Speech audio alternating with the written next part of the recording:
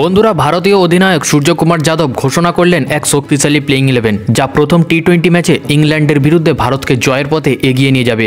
এই দলে এমন কিছু খেলোয়াড় অন্তর্ভুক্ত করা হয়েছে যাদের দুর্দান্ত পারফরমেন্সে ইংল্যান্ড ইতিমধ্যেই চিন্তিত। তো ভিডিওটি শেষ পর্যন্ত দেখুন, কারণ আজ আমরা জানাবো সূর্যকুমারের ঘোষিত সেই বিধ্বংসী প্লেইং 11, তার সাথে ম্যাচের সময়সূচি এবং কিভাবে আপনি আপনার মোবাইলে লাইভ দেখতে পারবেন একদম বিনামূল্যে। তবে তার আগে আপনি যদি টিম ইন্ডিয়াকে মন থেকে ভালোবেসে থাকেন, কমেন্টে ইন্ডিয়া লিখে দেবেন এবং ডেসক্রিপশন থেকে আমাদের হোয়াটসঅ্যাপ গ্রুপে যুক্ত হয়ে যাবেন সমস্ত ক্রিকেটের আপডেট সবার আগে পেতে। বন্ধুরা, আমাদের আগের ভিডিওতে ভারত এবং ইংল্যান্ডের মধ্যে 5 ম্যাচের যে টি-20 সিরিজ হচ্ছে, সেই সিরিজের জন্য ভারতের যে স্কোয়াড চূড়ান্ত হয়েছিল তা আমরা জানিয়েছি এবং শিডিউলও জানিয়ে দিয়েছি। তবে আজকের এই ভিডিওতে আমরা প্রথম টি-20 ম্যাচের সূর্যকুমার যাদব যে প্লেইং 11 ঘোষণা করেছে তা নিয়ে আলোচনা করব। সূর্যকুমার যাদব এমন কিছু অভিজ্ঞ এবং উদীয়মান খেলোয়াড়কে দলে অন্তর্ভুক্ত করেছেন যারা ইংল্যান্ডের মতো শক্তিশালী দলের বিরুদ্ধে প্রথম টি-20 ম্যাচে পার্থক্য গড়ে দিতে পারে। ভারত এবং ইংল্যান্ডের মধ্যে প্রথম টি-20 ম্যাচটি 22 জানুয়ারি সন্ধ্যা 7টা থেকে ইডেন গার্ডেন্সে অনুষ্ঠিত হবে। এই ম্যাচটি আপনি স্টার স্পোর্টস 18 এবং ডিডি স্পোর্টস চ্যানেলে সরাসরি দেখতে পাবেন। তাছাড়া মোবাইলে আপনি জিও সিনেমা অ্যাপ থেকেও ম্যাচের লাইভ স্ট্রিমিং দেখতে পারবেন। ভারত এবং ইংল্যান্ডের মধ্যে টি-20 ফরম্যাটে এখনো পর্যন্ত 25টি ম্যাচ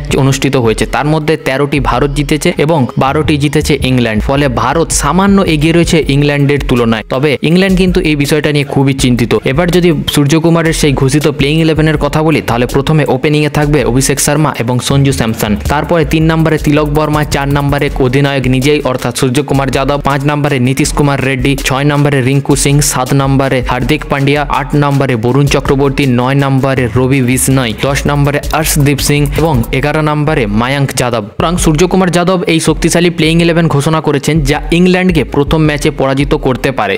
আপনার কি মনে হয় দলে আর কোন প্লেয়ারকে অন্তর্ভুক্ত করা উচিত ছিল? আপনার মতামত কমেন্টে অবশ্যই জানাবেন।